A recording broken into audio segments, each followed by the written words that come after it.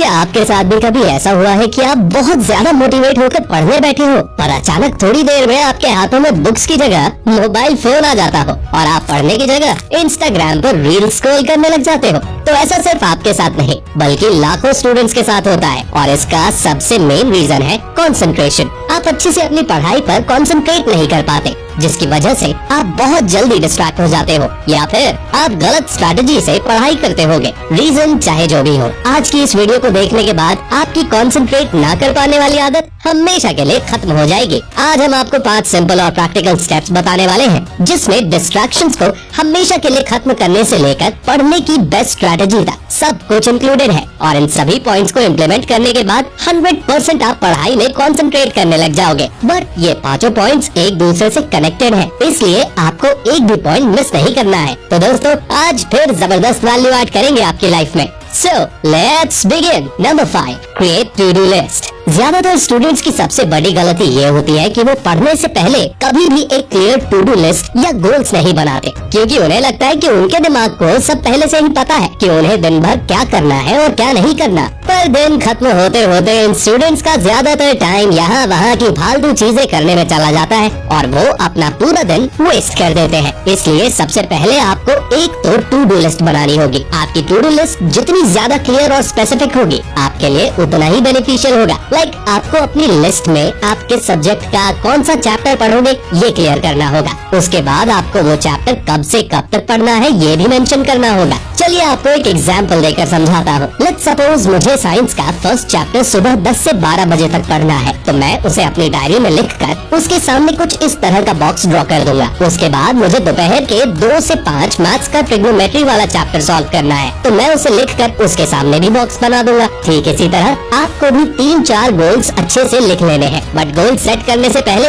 एक बात आपको जरूर ख्याल में रखनी होगी और वो है ये कि आपको 3-4 से ज्यादा गोल सेट नहीं करने हैं, क्योंकि ऐसा करने से आप एक भी गोल पर अच्छे से फोकस नहीं कर पाओगे। और इस बॉक्स को ड्रॉ करने का सिंपल सा लॉजिक यही है कि जैसे जैसे आप अपने गोल्स पूरे करते जाओगे, आप उन बॉक्सेस पर टिक करते जाओगे और ऐसा करने से सच में आपको काफी ज्यादा मोटिवेशन मिलेगा और आप अपने सभी गोल्स को पूरा करना चाहोगे। बट सिर्फ गोल सेट करने से कुछ नहीं होता, क्योंकि गोल्स तो आप सभी सेट कर लोगे, बट मेन प्रॉब्लम आती है डिस्ट्रैक्शन से। और इसलिए हमारा नेक्स्ट पॉइंट है number 4, remove all types of distractions. अब ये बोलना जितना आसान है, इसे करना उतना ही मुश्किल है, क्योंकि एक व्हाट्सएप या इंस्टा का नोटिफिकेशन आया नहीं कि सारा का सारा मोटिवेशन भरा रह जाता है और एक बार आप सोशल मीडिया पर चले गए तो अब तो भैया टाटा बाय बाय गया। इसीलिए अगर आप ऑनलाइन स्टडीज नहीं कर रहे हो या आपको यूट्यूब पर कोई सा लेक्चर नहीं देखना है, तो प्लीज सबसे पहले अपने मोबाइल को उठाकर अपनी मम्मी को दे दो या खुद से इतना दूर रख दो कि आपको उसकी याद ही ना आए। पर अगर आप ऑनलाइन स्टडीज कर रहे हो तो आपको थोड़ा और कंसंट्रेट करना होगा, क्योंकि तब तो आपके हाथ में ही डिस्ट्रैक्शन की दुकान यानी आपका मोबाइल होता है। अब इससे बचने का भी एक बहुत यूनिक वे है जो शायद आपको थोड़ा अजीब लगे, पर गारंटीड वो तरीका आपके लिए काम जरूर करेगा। और उस ट्रिक को पर्सनली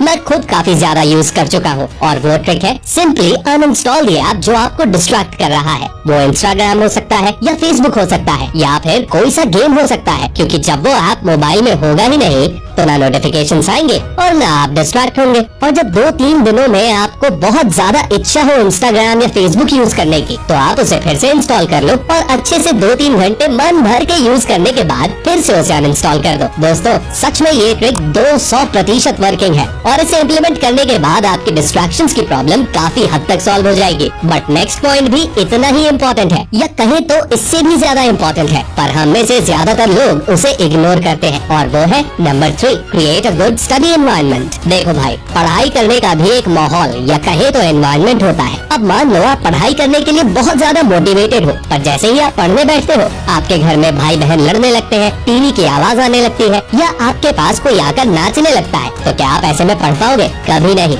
इसलिए पढ़ने से पहले आपको एक अच्छा स्टडी एनवायरनमेंट क्रिएट करना होगा। दोस्तों, अच्छी स्टडी एनवायरनमेंट से हमारा मतलब ये नहीं है कि आप गार्डन की हरियाली में बैठकर पढ़ने लगो या अपने रूम में परफ्यूम वगैरह डालकर महका दो, बल्कि अच्छे स्टडी एनवायरनमेंट से मतलब है कि सबसे पहले आप अपनी पढ़ने वाली प्लेस को फिक्स करो। अगर आपको टेबल के ऊपर पढ़ना है तो आप अपनी टेबल पर पहले से वो बुक्स, कॉपीज और बाकी जरूरी चीजें रख लो। जो आपको पढ़ते वक्त काम लगेंगी। आप पीने का पानी और छोटे मोटे फ्रूट्स भी रख सकते हो, जिससे कि एक बार अगर आप पढ़ने के लिए बैठो तो आपको छोटी मोटी चीजों के लिए उठना ना पड़े और आपका कंसंट्रेशन ब्रेक ना हो। इन जरूरी चीजों के अलावा उस टेबल पर आपकी जितनी भी बुक्स या कॉपीज हो उन्हें थोड़ी देर के लिए हटा दो। अब ऐसा इसलिए क्योंकि दोस्तों हम ह्यूमंस को साफ सुथरी जगह अच्छी लगती है और ऐसी जगह हमारा ब्रेन ऑटोमेटिकली ज्यादा अच्छी तरह से कंसंट्रेट कर पाता है। इसके अलावा आपको एक दो और इम्पोर्टेंट चीजों का ख्याल रखना होगा। लाइक पढ़ने के लिए बैठने से पहले आपको हैवी फूड अवॉइड करना चाहिए। मतलब आपको गले तक खाना खाकर पढ़ाई नहीं करनी चाहिए, क्योंकि अगर आपका पेट भरा हुआ होगा तो आपको पढ़ते समय नींद आने लगेगी। इसीलिए हो सके तो कुछ फ्रूट्स खाकर पढ़ाई करना स्टार्ट करो। और अगर आपके पास पढ़ाई करने के लिए सेपरेट पर्सनल रूम नहीं है तो आप अपने घर के लोगों को पहले ही बता दो कि इतने बजे से इतने बजे तक मैं पढ़ाई करूंगा, तो मुझे कोई भी डिस्टर्ब मत करना। इससे दो फायदे होंगे। पहला कि आपको सच में कोई डिस्टर्ब नहीं करेगा, और दूसरा क्योंकि आपने घर में सबको बता दिया है कि आप इतने बजे से इतने बजे तक पढ़ाई करोगे, तो इसलिए अगर गलती से आप पढ़ने की जगह उठकर यहाँ वहाँ घूमने लगे तो आपके घर वाले आपको टोकने लगेंगे कि क्यों तुम तो पढ़ रहे थे ना, इतनी जल्दी कैसे उठ गए।